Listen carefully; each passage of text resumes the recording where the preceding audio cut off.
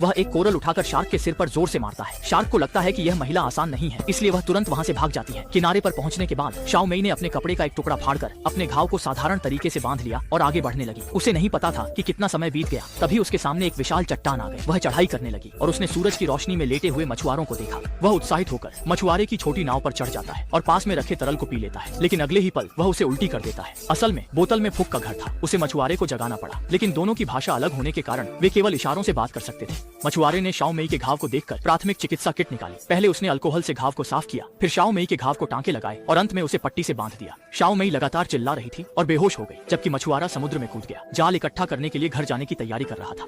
अचानक एक शार्क उसके पीछे से तैरती हुई आई। देर बाद शाओ मेई एक जोरदार टकराने की आवाज से जाग गई और उसने घबराकर समुद्र में देखा। जी तभी मछुआरा बाहर आया। शाओ मेई जल्दी से हाथ बढ़ाकर मछुआरे को नाव पर खींचने की कोशिश करती है, लेकिन अगले ही पल शाओ मेई बहुत डर गई। उसने जल्दी से नाव का एंकर खींचा और नाव की पाल खींचकर यहाँ से भागने की तैयारी की। तभी शार्क उसकी ओर दौड़ती है। वह चारों ओर देखती है और उसे एक पेंच मिल जाता है, जिसे उसने नाव के आगे रखकर स्विच को खींचा।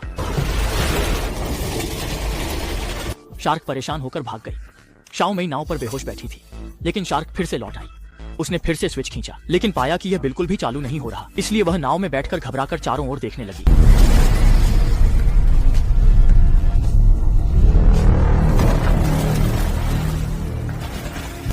नाव तुरंत पलट गई और शाओ मेई नाव के नीचे उलटी हो गई, जबकि शार्क फिर से शाओ मेई की ओर बढ़ी।